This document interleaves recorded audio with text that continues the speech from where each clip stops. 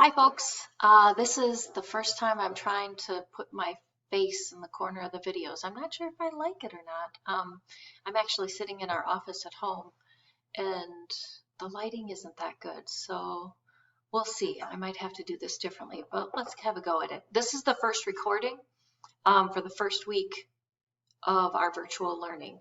We're going to be doing and reviewing FOIL and then variables and expressions.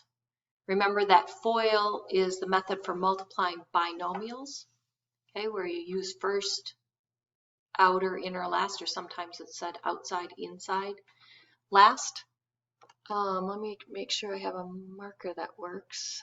Does this work? It does. Oh, there we go. You'll soon find out that my penmanship is not good, especially when I'm writing on this board. It's kind of shaky. So hopefully you can read everything. All right, so a few terms that we need to go over. The difference between expressions and equations. When you have an expression, there's no equal sign. You just have terms separated by addition, subtraction, multiplication, division, any of the operations. But what makes it an equation is if you put an equal sign in. Now I have an equation. Yeah, that's really bad writing. I'm really sorry about that. I'll apologize right now for the rest of the year. All right, so a variable can come in any form. You could use the letters X, Y. That's what we're most familiar with when we're just learning algebra. But when we get into applications, you might see T as a variable, and T would represent time, or lowercase r from geometry, because that would represent the radius. So when you see an expression that you have to put into mathematical form and there's a variable involved, you can choose whatever variable you want. Next set of terms are square, cube, power of. So these all refer to powers.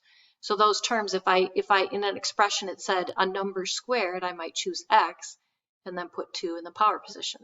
A number cubed, I might choose Y and then put 3 in the power position. Any other power is going to have power of that number next to it.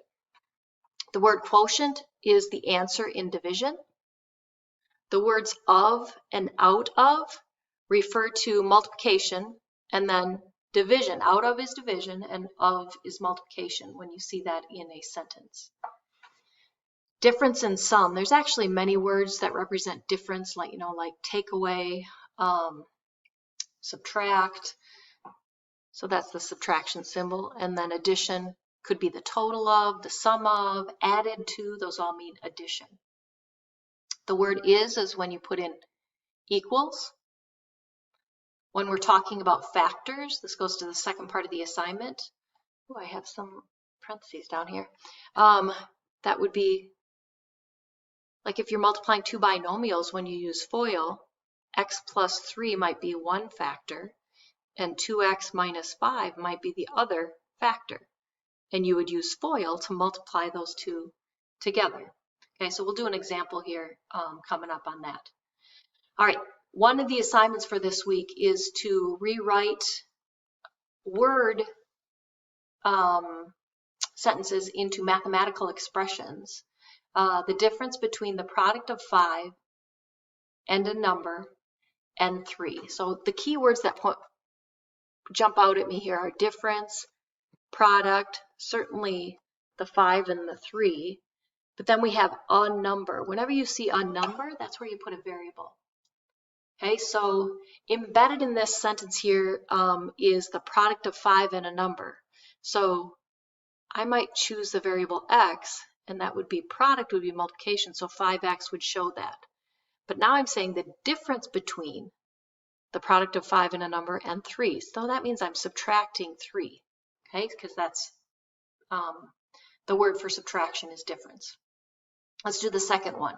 Here I have the numbers, and you might just circle the number parts. Then I have more than, I have quotient, and a number. Okay, so I know that more than is addition. So 8 plus, and then I have the quotient of a number and 2. Well, so I have 8 plus, I know quotient is division, so I'm going to make the variable x divided by 2. So 8 plus x divided by 2 replaces those words. Let's go through one more. I have difference again. I have product, 9. I have a number. I have square. And then I have the exact same number. So I'm going to use the same variable twice. So the product of 9 and a number, that would be 9x, 9y, whatever variable you want to put in there.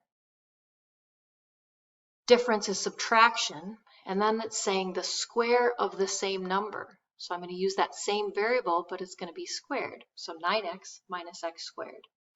So that's one part of the assignment. The second part of the assignment is kind of the reverse. You're going to be asked to write a verbal expression for the equations. So I have 3x squared minus 5 equals 9. So you could say, I mean, there's going to be many different answers for these. I could write out 3 times. Oh, horrible writing. A number squared.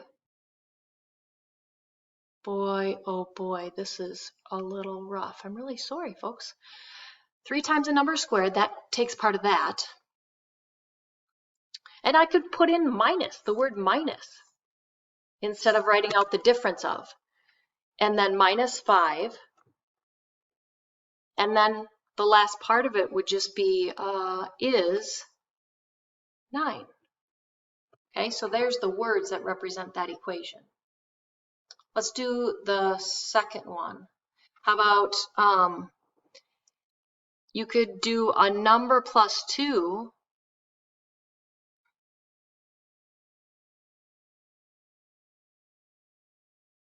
and then divided by 4 is 1. A number plus 2 divided by 4 is 1. So that would be the variable plus 2 and then divided by 4 is 1. Or you could do the quotient of a number and 2. You might want to say the quotient of the quantity of a number and 2 and 4 is 1. Okay, there's a number of different ways to use words to write out what represents the expression. So you're going to do that in part of the assignment on Google Forms. So when you look at addition, subtraction, multiplication, and division, there are different words that mean each of those things. All right, so addition could be sum or total of or added to. Subtraction is difference, minus, take away. Multiplication, product, times. Division could be quotient or divided by. All those words you're going to be looking at to put in symbols in their place. All right, so if I'm asking you to write an algebraic expression for 5 less than a number c, what does the word less than imply? 5 less than a number c would be subtraction. If it said is less than, then it would be the less than symbol, but it doesn't say that. It says 5 less than a number c, so that would be c minus 5, not 5 minus c.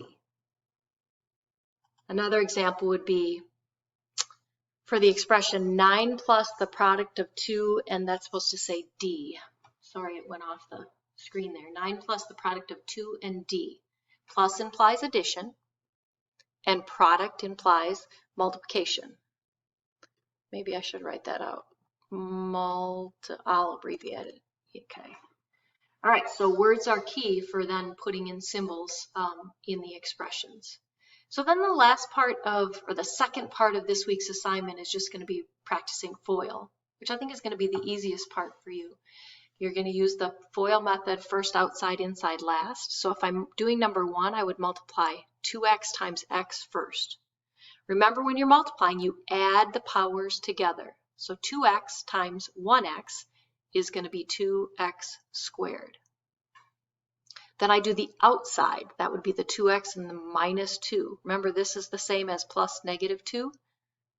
So 2 times negative 2 is going to be negative 4x. Inside would be 3 times x. And then last would be 6. Now you're going to have to combine the like terms, so the like terms go together by adding the coefficients. So I would have 2x squared minus x, because negative 4x and positive 3x is negative 1x, and then plus 6. Okay, and this assignment is going to be in Delta Math. And so there are examples in Delta Math which, show you the FOIL method, and you can look at those examples if you get stuck. So let's do the second one. 3x times x would be 3x squared. X times negative 6x, or negative 6 I should say, would be negative 6x. Negative 5 times 3x would be negative 15x. And then negative 5 and negative 6 would be positive 30, because a negative times a negative is a positive. So when you combine those, you get 3x squared minus 21x plus 30. Very bad writing, Mrs. Munson. Oh well. So there's your first video. Oh, I'll get better, I promise, or at least I'll try. At the end of each video, I'll have the assignment listed.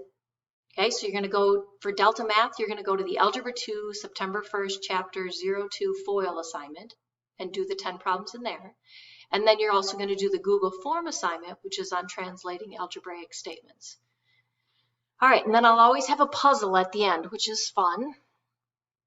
Or maybe you don't think it's fun. I think it's fun. So you just have to take the puzzle and put it into, a phrase or words, whatever it is. So we can see that it's dice, and there's a pair. Got it? It's paradise, people.